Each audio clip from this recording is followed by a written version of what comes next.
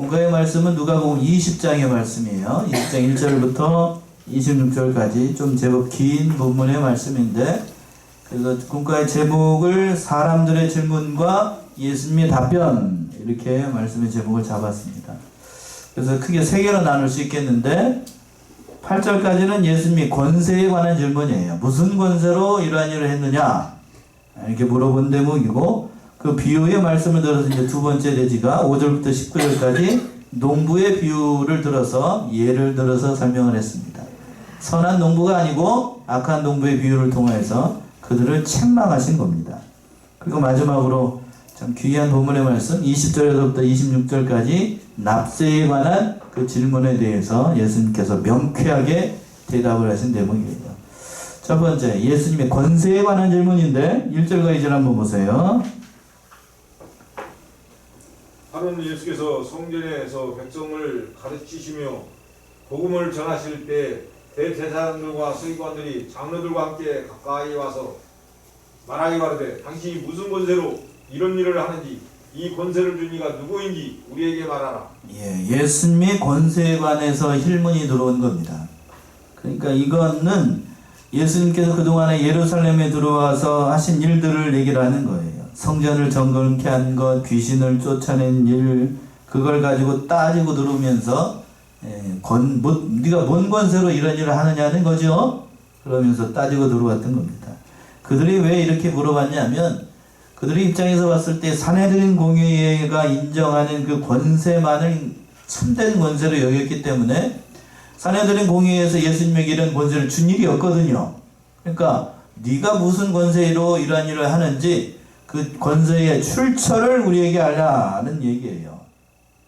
그러니까 뭐 물어볼 만한 거죠. 그러니까 예수님의 그 권세, 이런 권세를 한다라고 하면 마땅히 권세가 있어야 될 건데 예수님은 그런 권세를 준 일이 없는데, 예수님께 그런 권세를 준 일이 없는데 그런 일을 하니까 어떠한 권세로 이런 일을 하는지를 물어봤다는 겁니다. 그랬더니 예수님께서 직답을 피하시고 이렇게 먼저 물어봤어요. 3절이죠. 3절. 대답하여 가라사대 나도 한 말을 너희에게 물으니 내게 말하라.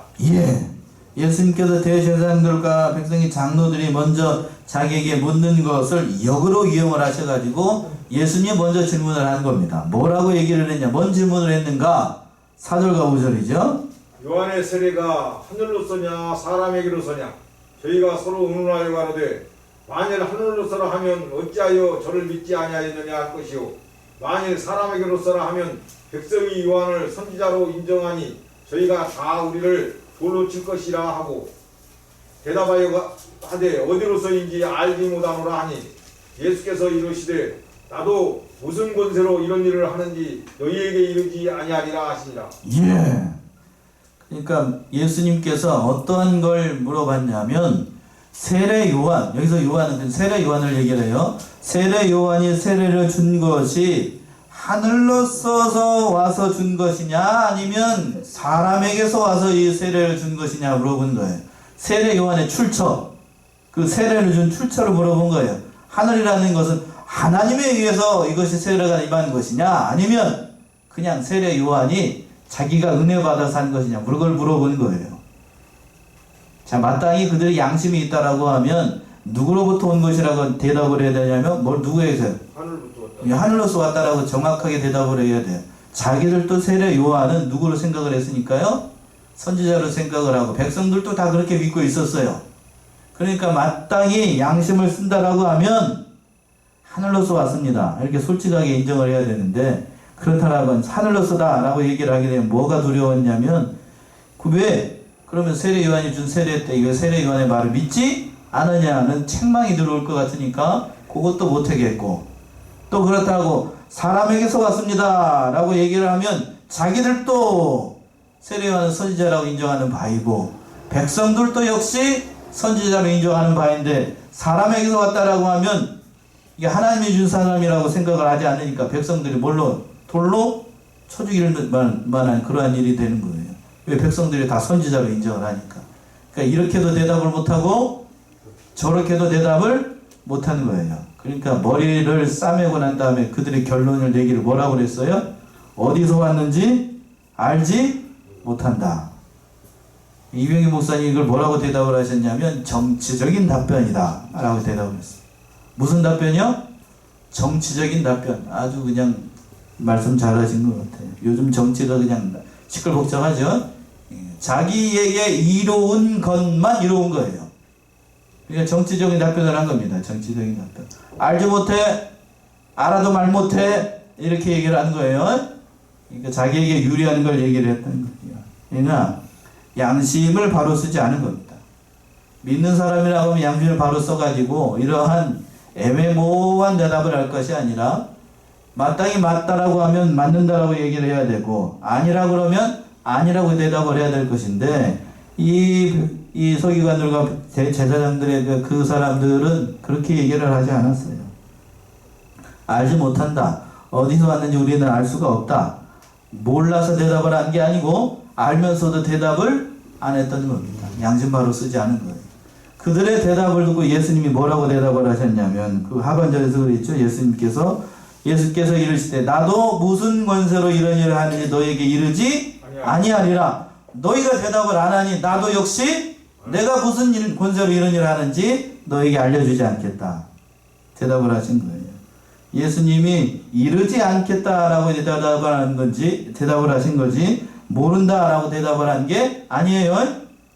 그러니까 알려주지 않겠다 나로 대답을 한 것이지 모른다라고 대답을 했다라고 하면 예수님도 거짓말하는 거잖아요. 그러니까 너희가 말하지 않으니까 나도 이르지 않겠다라고 대답을 하신 거예요. 아주 명쾌하게 대답을 했던 겁니다. 그러니까 그 첫 번째 질문에 대해서 예수님께서 아주 멋지게 그 바리새인들과 서기관들의 질문을 이겨나가신 겁니다. 예수님의 지혜가 참 남달라 보이는 아주 명쾌한 질문과 그 대답의 내용이었습니다. 자, 그래서 이제 이 사람들의 그 악한 마음을 한 가지 비유의 말씀으로 예를 들어서 설명하신 것이 두 번째 농부의 비유예요. 농부의 비유. 자, 9절부터 한번 보세요. 9절. 이 비유로 백성에게 말씀하시되 한 사람이 포도원을 만들어 농부들에게 새로 주고 타국에 가서 오래 있다가 때가 이름에 포도원 소출 얼마를 바치게 하려고 한 종을 농부들에게 보내니 농부들이 종을 심히 때리고 거기서 거저 보냈거늘. 예. 자, 보시면 비유로 말씀을 하셨어요. 이 비유에서 한 사람은 누구를 가리키냐면 바로 하나님을 가리키고 그리고 농부들은 누구를 가리키냐면 유대의 종교지도자들 또는 이스라엘 백성들을 가리킵니다. 그리고 종은 선지자들을 가리키는 거고 포도원은 그 이스라엘 또는 교회를 가리켜요. 신구약 교회. 아들은 누구를 가리킬까요? 뒤에 가서 나오는 아들은 바로 예수님 자신을 가리킵니다. 예수님을 가리키는 거예요. 그러니까 그 주인이 그래서 이제 그 열매를 받으려고 종 한 사람을 농부들에게 보냈습니다. 다른 타국에 가면서 그 포도원을 맡겼으니까 근데 마땅히 그 세를 낼 때가 됐으니까 종을 보내가지고 그 세를 받아오도록 했습니다. 그랬더니 이들이 뭐 어떻게 했다고 행동을 했다고요? 심히 때리고 거저 아무것도 없이 그냥 빈손으로 오게 가게 하는 거예요. 그러니까 뭔가 잘못된 것 같구나 하면서 뭐라고 어떤 일을 했냐면 11절 12절이요.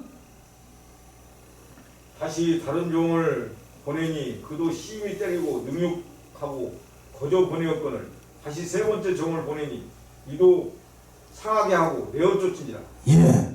첫 번째 종을 심히 때리고 거저 보내더니 두 번째 종을 보내도 능욕하고 때리고 또 거저 보냈고 세 번째 종을 보내도 역시나 상하게 만들고 이렇게 했던 거예요. 이 말씀 이제 구약에 있는 선지자들을 하나님께서 수없이 보냈지만 이스라엘 백성들이 하나님을 전적으로 믿고 신뢰하지 않았다라는 말씀이죠. 그래서 이제 이 포도원 주인이 가만히 생각해 보니까 도저히 다른 종들을 보내가지고는 안 되겠어요. 누구를 보내기로 했냐면 자신의 사랑하는 아들을 그 하나밖에 없는 아들을 보내기로 했습니다. 그 말씀이 13절부터 나오죠. 13절 보시면 포도원 주인이 가로되 어찌할꼬 내 사랑하는 아들을 보내리니 저희가 혹 그는 공경하리라 하였더니 농부들이 그를 보고 서로 의논하여 가로되 이는 상속자니 죽이고 그 유업을 우리의 것으로 만들자 하고. 예.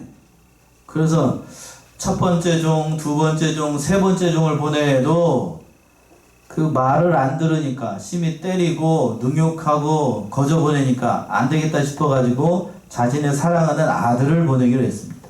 그래서 아들을 실제로 보냈어요. 그러니까 그들이 그 멀리서 그 아들이 오는 것을 보고 뭐라고 얘기를 했냐면 그 농부들이, 악한 농부들이 이는 이 애는 상속자니까 그 상속자를 어떻게 해버리고 죽여버리고 그 포도원을 누구 걸로 만들자? 자기 걸로 만들자. 아들이 이거 하나밖에 없으니까 그 아들 죽이면 포도원 누구게 되겠어? 내 거 다 그냥 될 거 아니야. 예? 우리 식으로 얘기하면 그 상속자 아들, 그 아들 하나밖에 없으니까 그 포도원 우리가 지금 치고 있는데 그 아들만 죽이면 우리가 이제 법적으로도 우리께 될 거니까 그렇게 하자라고 모의를 했던 겁니다. 그래서 실제로 행동에는 보였어요. 15절이요? 15절.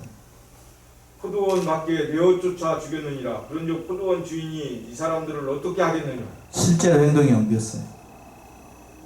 그러니까 포도원 밖에 내어 쫓고 죽이고 그런즉 물어봤습니다. 예. 그 포도원 주인이 그 사람들을 어떻게 할까? 어떻게 할까요? 어떻게 해야 되겠어요? 당연히 주인이 와가지고 당연히 자기 아들까지 죽였으니까 이 포도원을 죽인 다른 이 포도원의 그 농부들은 어떻게 해야 될 것 같아요? 쫓아내야 되겠죠? 그러니까 얼마나 이 배은망덕한 거고 이 도둑이고 살인자고 이 배은망덕한 거예요. 배은망덕. 은혜를 베풀었더니 그 은혜를 뭘로 갚는가? 원수로 갚아요. 원수. 참 악한 사람입니다. 그러면서 16절이요. 16절.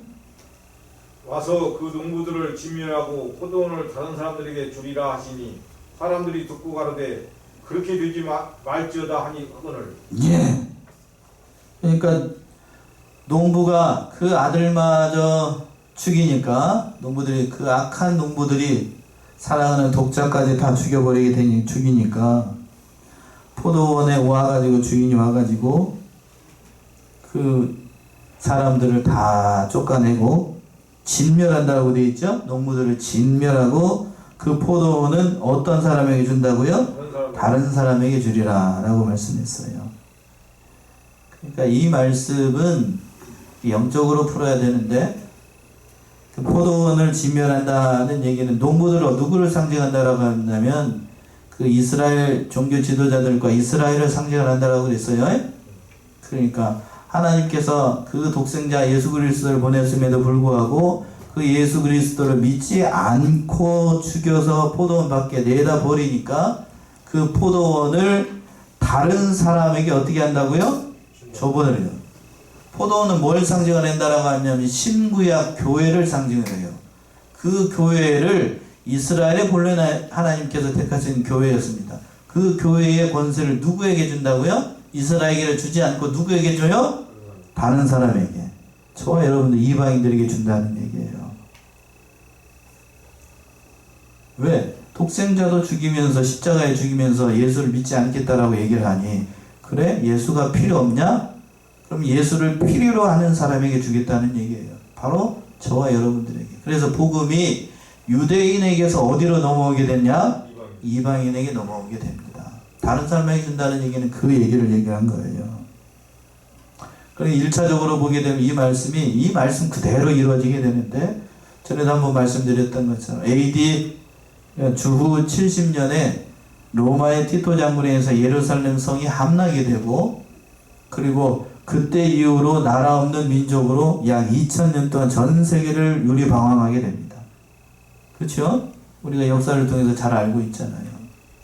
그리고 1, 2차 대전을 통하여서 수많은 유대인들이 가스실에서 전쟁터에서 강제 노동에 수많은 사람들이 죽어요.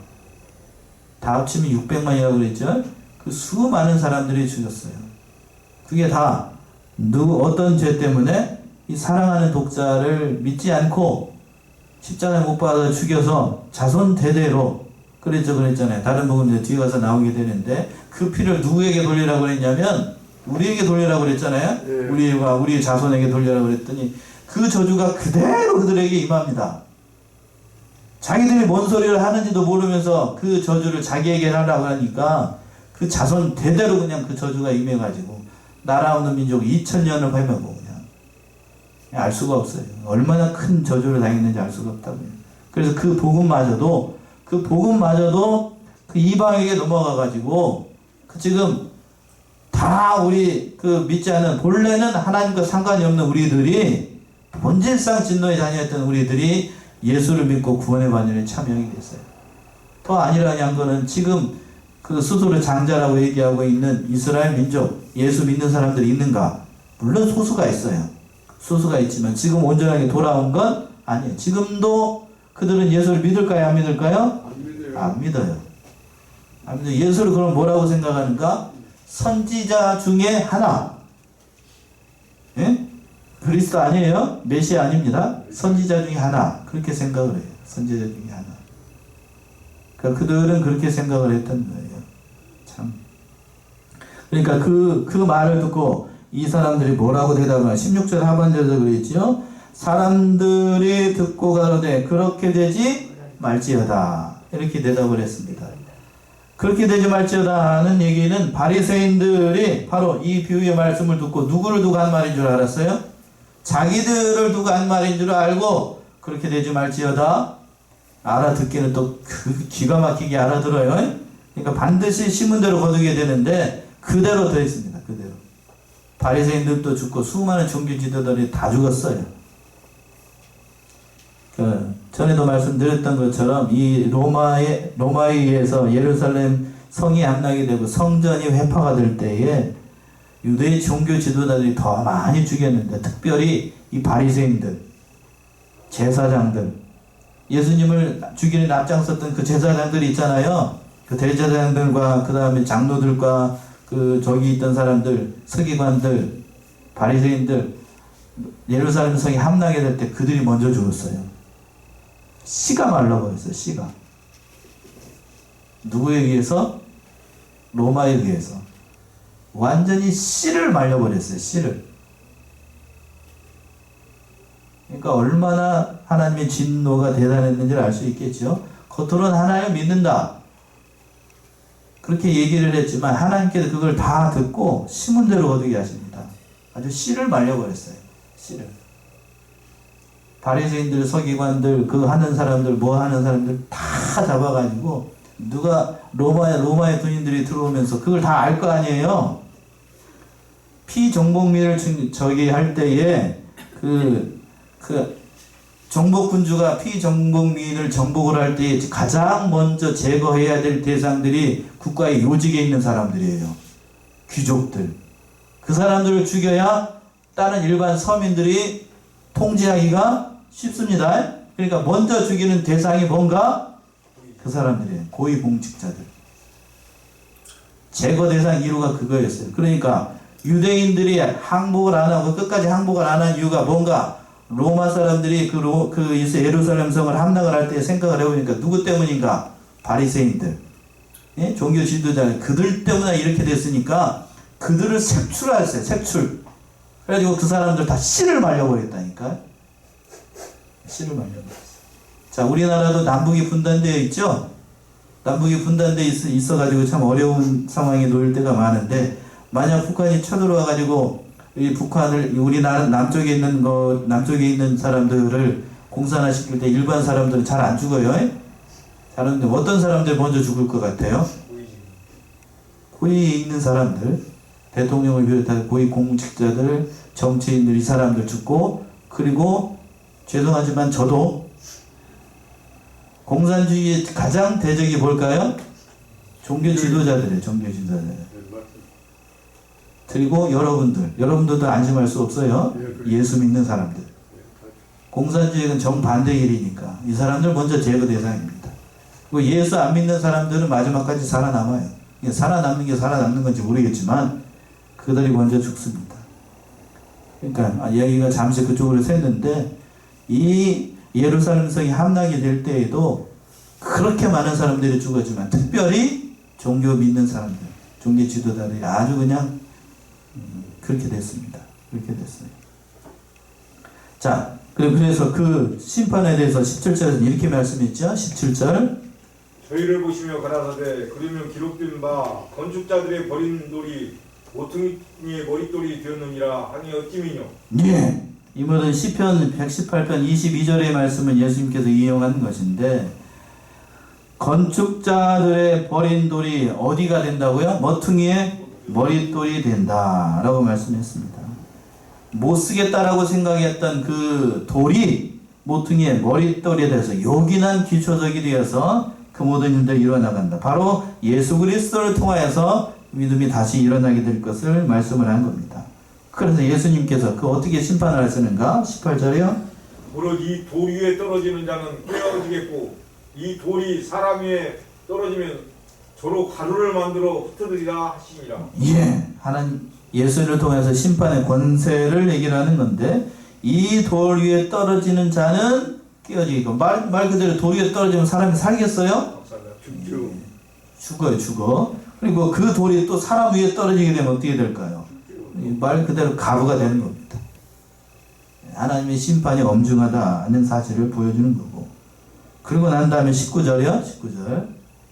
서기관들과 대제사장들이 예수의 이 비유는 자기들을 가리켜 말씀하신 줄 알고 즉시 잡고자 하되 백성을 두려워하더라. 예. 알아듣기는 귀신같이 알아들었습니다. 누구에게 한 말인 줄 알고? 자기들에게 한 말인 줄 알고. 그런데 죄송하지만 앞에서도 언급한 것처럼 그대로 돼요. 예루살렘 성이 함락이 될 때 제일 먼저 대거 대상 이 사람들이었어. 서기관들과 바리새인들과 그때 대제사장들과 백성의 지도자들, 유대 종교 지도자들 색출해서 죽여버렸어요. 색출해서 그 자리에서 그냥 다 죽여버렸어요. 살아남은 자가 없어요. 살아남은 자. 그 정도로 아주 가혹하게 심판이 내려왔습니다. 무서운 심판이었습니다. 무서운 심판. 아주 세상 말로 싹 쓸어버렸어요. 싹 쓸어버렸어. 자, 마지막 대지로 이제, 자, 납세에 관한 질문인데, 어두운 얘기는 잠시 여기까지 하고, 납세에 관한 질문. 아주 명쾌한 예수님의 지혜가 담겨 있는 아주 요긴한 말씀이 이제 26절까지 납세에 관한 질문인데, 20절, 21절 한번 읽어보세요. 이에 저희가 엿보다가 예수를 총독의 치리와 권세 아래 붙이려 하여 정탐들을 보내어 그들로 스스로 의인인 채 하며 예수의 말을 책잡게 하니 그들이 물어가로되 선생님이여 우리가 아노니 당신은 바로 말씀하시고 가르치시며 사람을 의무로 취치 아니하시고 오직 참으로서 하나님의 도를 가르치시나이다. 예. 자, 20절에서 좀 그렇게 되어 있죠. 이에 저희가 엿보다가 예수를 총독의 치리와 권세 아래 붙잡으려 하여 정탐들을 보냈습니다. 그러니까 이 말씀은 이제 그때 당시에 그 헤롯 당원하고 바리새인들이 서로 야합을 했어요. 원래는 이 둘이 같이 다니는 대상들이 아닙니다. 서로 원수지간이었어.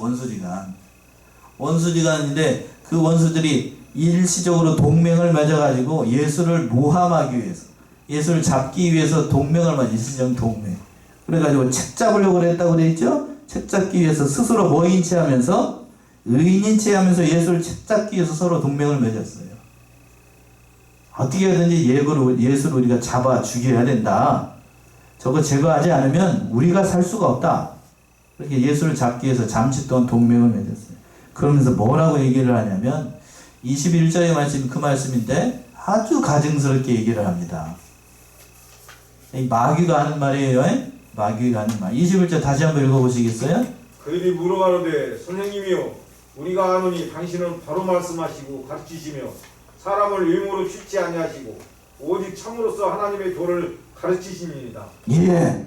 이 말씀만 보게 되면 예수님 뭐 하는 것처럼 보이죠? 21절만 딱 떼어놓고 보게 되면 예수님 뭐 하는 것처럼 보여요? 칭찬한 것처럼 보이잖아요.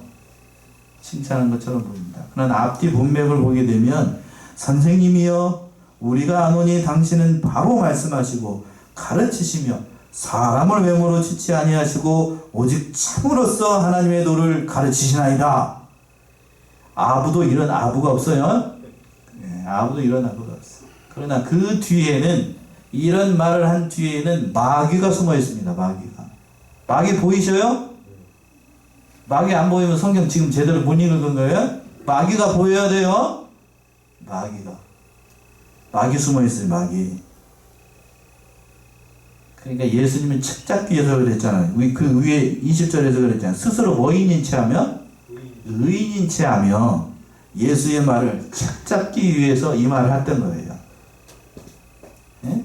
그러니까 마귀죠, 마귀. 마귀가 아주 교묘하게 예수님을 칭찬하면서 어머 예수님 당신은 외모로 취하지 않고 사람에게 직접 말씀하시고 이렇게 하시는 분이시잖아요. 그러면서 뭐라고 본색이 드러나요? 22절이요. 우리가 이 가이사에게 세를 바치는 것이 다하니까 불가하나이까. 예, 본색이 마귀가 정체를 드러냈어요. 뭔 정체인가? 그때 당시 가장 유대인들이 껄끄럽게 생각하는 이 세금 문제에 대해서 물어본 겁니다. 그래서 뭐라고 물어봤어요? 카이저예요, 카이저. 로마의 황제에게 세금을 내는 게 맞습니까? 안 내는 게 맞습니까? 물어봤어요. 내야 돼요, 안 내야 돼요? 여러분들, 국가에 세금을 내야 돼요, 안 내야 돼요? 내야죠. 안 내는 사람들도 있는데 요즘 많잖아요. 네, 그러죠. 납세 안 내고 그냥 숨어 다니면서 돈 여기저기 다 숨겨놓고, 예? 돈 적은 사람들, 우리 같이 이렇게 서민들은 도망갈 수가 없어요. 예? 세금 고치서 날라오면 가슴이 철렁 내려앉지만 안 내는 사람 별로 없어요. 다 냅니다. 근데 누가 안 내는가? 누가 안 내요? 돈 많은 사람이. 돈 많은 사람이 안 내요. 많은 사람이. 그런데 예수님께서 이걸 모르실 리가 없죠? 그들의 숨어있는 관계, 마귀를 모를 리가 없어요. 그 말씀이 23절이에요. 23절. 예수께서 그 관계를 아시고 가라사대. 그 관계는 다른 말로 마귀입니다. 마귀를 모를까 예수님이? 알죠. 마귀가 하는 말이라는 사실을 예수님이 아셨어요. 그 관계를 아시고 바리새인들과 헤롯 당원들이 이렇게 서로 일시적으로 동맹을 맺고 예수님을 어떻게든지 잡아 죽이기 위해서 이렇게 했다는 사실을 누구보다도 예수님이 잘 아십니다. 이게 보게 되면 참 간사한 거예요. 사람이 참 간사한 겁니다. 성경을 볼 때도 그러니까 말씀이라고 해서 다 이렇게 액면 그대로 받아들이면 안 돼요. 마귀 말도 있어요. 자, 21절 보세요. 21절 보면 딱 잘라놓고 보게 되면 이게 참 칭찬처럼 보이잖아요. 그래서 전에도 한번 제가 말씀드렸었는데 성경을 저는 한 구절만 딱 잘라가지고 붙여놓고 이게 하나님의 말씀이겠거니 하면서 이렇게 하는 건 전 별로 안 좋아한다고 그랬어요. 어떻게 봐야 되는가? 적어도 한 문단 안에서 봐야 돼. 한 문단 안에서. 문맥적인 의미가 참으로 중요한 거예요. 문맥적인 의미가. 그래서 예수님께서 그 간결을 하시고 뭐라고 이게 지혜롭게 말씀하시는가 아주 기가 막힌 표현이 나옵니다. 24절이요. 데나리온 하나를 내게 보이라. 네 화상과 글이 여기 있느냐? 대답하되 가이사의 것이니이다. 예. 데나리온 하나를 내게 보이라 라고 했습니다. 그러면서 데나리온, 그 로마의 화폐 단위 가운데 하나인데 국가에 세금을 낼 때 이 데나리온을 냈습니다. 그래서 거기에 동전 하나를 딱 보이면서 그 데나리온에 뭐가 그려져 있냐면 앞뒤에 뭐가 그려져 있어요? 가이사가 그려져 있어요. 로마의 황제가 그려져 있다고요.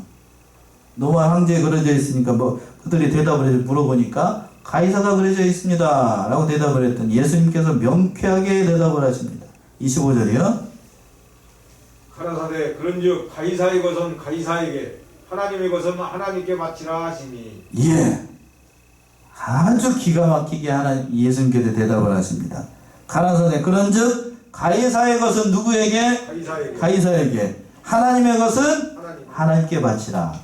제가 대학 다닐 때에 거기는 미션 스쿨이라서 성경을 이렇게 인수라고 하죠. 이수하지 않으면 졸업을 못해요. 다 들어야 돼요. 그러면서 여러 가지 동영상도 보여주고 창조과학이나 여러 가지로 애를 많이 썼던데 믿음 없는 대학생들 교육시키려고 그 중에 봤던 그 영화 가운데 한 구절이 생각이 나는데 이 대목이에요. 아직도 그때의 기억이 생생한데 살기 등등한 바리새인들과 세롯 당원들이 와가지고 그러면서 세금을 내는 게 맞습니까? 안 냈습니까? 라고 물어봤더니 예수님이 눈이 아직도 생각이 나요. 그들을 딱 보면서 데나리온 하나를 내게 가져오라. 그러면서 데나리온 딱 가니까 이게 누구의 글이 들어있느냐? 가이사입니다. 그러면서 예수님께서 그들을 보면서 이렇게 딱 보면서 가이사의 것은 가이사에게, 하나님의 것은 하나님께 바치라 했던 대목이 생각이 나요. 명쾌합니다. 명쾌. 여러분들도 그렇게 생각하시나요? 명쾌한 대답이에요. 명쾌한. 가이사의 것은 가이사에게 바치라 하는 얘기는 오늘날 성도들이 하는 말이에요. 국가에 대한 의무와 책임은 묻는 성도들도 예외가 될 수 없어요. 당연히 그러니까 세금 내라고 그러면 내야 됩니다. 하나님께 한다고 해서 국가에 대한 의무를 게을리하는 거, 그거 게을리하게 되면 그거는 국민의 의무를 저버리는 거예요. 납세 의무뿐만 아니라 네 가지 의무가 있는데 병역의 의무가 있고 교육의 의무가 있고 근로에 일하지 않으면 세금 낼 수도 없어요. 네 가지 의무가 참 중요합니다. 그 중에서 또 권력 있는 사람, 믿지 않는 돈 있는 사람들이 가장 회피하는 데 가면 거기 한 가지가 또 있는데 그게 뭐죠? 군대 병역의 의무죠. 병역의 의무. 병역의 의무. 제가 안타까운 점은 우리나라 그 공직자들과 특히 장관이나 총리나 심지어는 대통령이 나오겠다고 하는 사람들 보게 되면 병역의 의무에서 안 걸리는 사람이 없더군요. 이때까지 대통령 후보 나와가지고 병역 제대로 한 사람 몇이나 돼요? 우리나라 대통령. 노무현 없어요. 이시요 없이요? 노무현하고 문재인하고 둘이. 그렇죠? 제대로가 없다고요. 제대로. 국무총리 하는 사람, 대통령 나오겠다고 하는 사람, 그리고 또 그 휘하에 국무총리나 장관이나 아들내미나 자신이나 국방위원 제대로 한 사람이 있어요? 없어요? 별로 없어요. 별로 없어. 그러면서 국가를 맡겠다고 하는 건 저는 거기서부터 이미 마이너스. 저는 제 기준에서 이미 마이너스라고. 이미 마이너스. 그러면서 국가와 민족을 위해서 헌신하고 봉사하겠습니다. 과감히 얘기했는데 개소리 말라고 그러면. 맞아요? 틀려요? 무슨 그것도 안 하면서 그러면서 대놓고 하는 얘기가 그 아들이 몸이 시원찮아서 그렇게 돈 많고 그런데도 아들내미들은 다 시원찮아. 다 어떻게 된 게? 그러니까요. 아들은 오늘 까놓고 얘기를 하려고 했잖아요. 집사람한테 혼날 각오하고. 왜 다들 거기 있는 사람들은 다 아들내미들 다 그렇게 시원찮냐고. 허리 아프고 다리 아프고 어디 고장난 데만 다 있어 그냥. 다 거짓말인 게 그러지. 다 거짓말이죠? 다 거짓말이에요. 완전히 그냥 어떻게 된 게 다 그렇게 됐냐고. 어떻게 된 게. 알 수가 없어. 참 안타까운 거야. 안타까워. 그런 사람 가운데서 대통령을 뽑아야 되고 뭐 장관 될 사람들을 우리가 그 중에서 뽑아야 된다라고 하니 이 참 기가 막힐 노릇이라고. 기가 막힌 거. 그러니까 우리는 그런 사람들이 어떻게 됐든지 간에 우리는 하나님을 믿는 사람으로서 가이사의 것은 누구에게 바치고? 가이사에게 바쳐야 돼요. 나라와 민족을 이끌고 나가는 것은 그 사람들이 아니고 우리 여기서 저와 여러분들과 같이 묵묵히 자기 자리를 지키고 나가는 사람들이에요. 나라 민족을 위해서 우리 기도 많이 해야 되고 지금 경제 사정이 참 많이 어려워요. 여러분들 여기 있으니까 잘 모르시겠지만 수도권만 가도 그냥 난리가 아닙니다.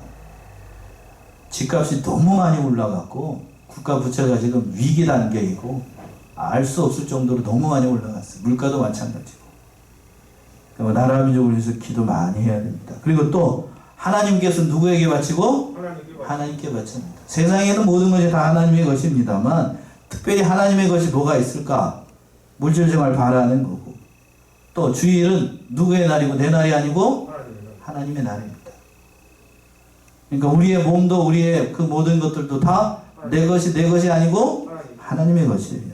그러니까 그 하나님의 것이니까 하나님의 것을 바로 해야 되겠습니다. 이 말을 듣고 마지막 26절이요. 26절. 저희가 백성 앞에서 그의 말을 능히 착잡지 못하고 그의 대답을 기이 여겨 잠잠하니라. 예. 명쾌한 예수님의 답변을 듣고 그들도 기이하게면서 잠잠할 수밖에 없었던 거죠. 그러니까 저들도 할 말이 없었던 거예요. 할 말이 없었어. 그러니까 오늘 이 인간 지각에 뛰어난 예수님의 그 지혜를 우리가 살펴보면서 참으로 예수님께서 얼마나 지혜롭고 그 모든 일을 잘 진리대로 해나가셨는지를 다시 한번 깨닫고, 참 우리가 세상 사람 바라보지 않고 오직 예수만 바라보면서 어려운 일들이 많은 이 세상 믿음으로 이겨나가는 저와 여러분들이 다 되셔야 되겠습니다. 기도하겠습니다.